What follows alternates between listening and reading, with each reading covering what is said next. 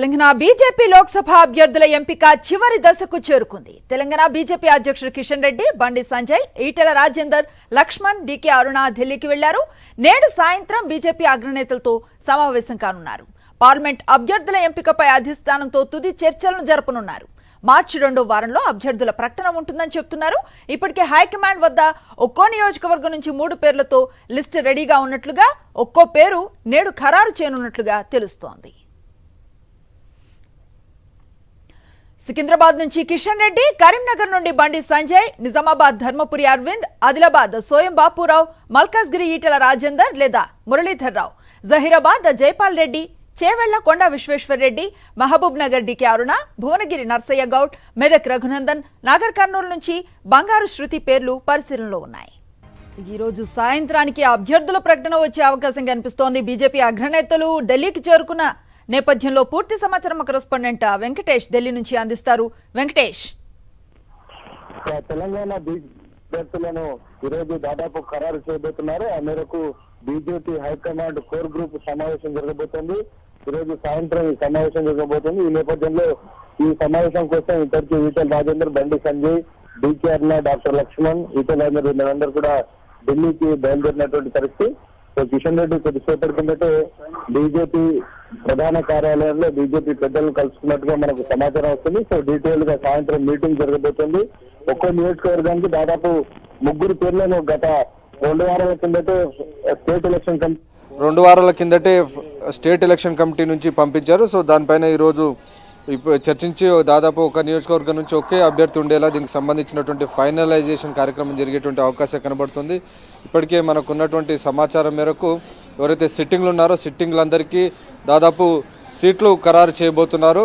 అయితే ఆదిలాబాద్ విషయంలో సోయం బాపురావుతో పాటు మరొకరి పేరు కూడా పరిశీలనలో ఉంది. బాపురావుతో కానీ లేదంటే ప్రస్తుతం టీఆర్ఎస్లో ఉన్న నగేష్ను పార్టీలోకి తీసుకొచ్చే అవకాశం ఉందని తెలుస్తుంది. ఇక వీటితో పాటు నాగర్ కర్నూలు టికెట్ బంగారు శృతితో పాటు ప్రస్తుతం బీఆర్ఎస్ ఎంపీగా ఉన్నటువంటి రాములు లేదంటే ఆయన తనయుడిని పార్టీలోకి తీసుకొచ్చేటువంటి అవకాశం ఉందని తెలుస్తుంది. వరంగల్ నుంచి కృష్ణప్రసాద్ను టికెట్ ఇచ్చేందుకు పరిశీలనలో ఆయన పేరును కూడా అధిష్టానం పరిశీలిస్తున్నట్టు తెలుస్తుంది. ఇక ఖమ్మం దేవకి వాసుదేవరావు, వినోద్రావు, అలాగే మహబాద్ హుస్సేన్ నాయక్, నల్గొండ మన్నే రంజిత్ యాదవ్, పెద్దపల్లి నుంచి కుమార్, ఈయన జర్నలిస్ట్గా గతంలో పనిచేసినటువంటి వ్యక్తి, అలాగే హైదరాబాద్ నుంచి భగవంతరావు గతంలో పోటీ చేశారు.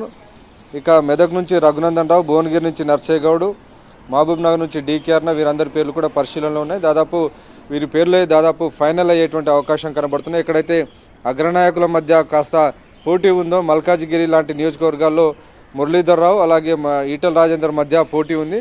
సో సర్వేలు ఇప్పటికే చేయాలని అధిష్టానం ఆదేశించిన నేపథ్యంలో సర్వే రిపోర్ట్ల ఆధారంగా ఈ ఇద్దరిలో ఎవరో ఒకరి పేరు ఫైనల్ అయ్యేటువంటి అవకాశం కనబడుతుంది.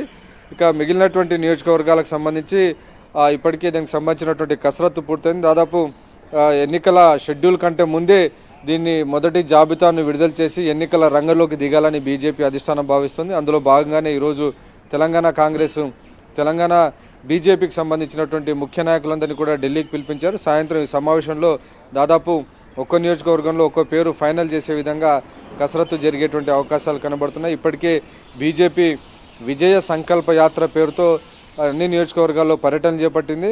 సో అన్ని పార్టీల కంటే నేషనల్ పార్టీస్, ఒకవైపు కాంగ్రెస్ పార్టీ అధికారంలో ఉంది. సో వీరందరికంటే ముందుగానే అభ్యర్థులను ఫైనల్ చేసి వేగంగా రంగంలోకి దిగాలని బీజేపీ ఆలోచిస్తుంది. ఎందుకంటే తెలంగాణ ఇటు ఆంధ్రప్రదేశ్లో 2 చోట కూడా ఎన్నికలు మొదటి విడతలోనే ఉండబోతున్నాయి. అంటే దాదాపు ఏప్రిల్ 15-16 మధ్యలోనే తెలంగాణ ఆంధ్రప్రదేశ్లో ఎన్నికలు ఉండబోతున్నాయి. కాబట్టి సమయం చాలా తక్కువగా ఉంది, నెలన్నర మాత్రమే ఉంది. కాబట్టి తొందరగా అభ్యర్థులను ఫైనలైజ్ చేస్తే అభ్యర్థులంతా కూడా నియోజకవర్గం తిరిగేటువంటి అవకాశం ఉంటుంది.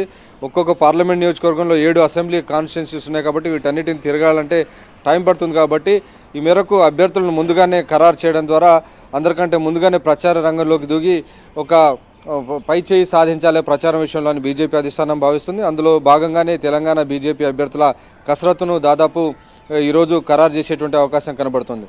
Right, thank you Venkatesh.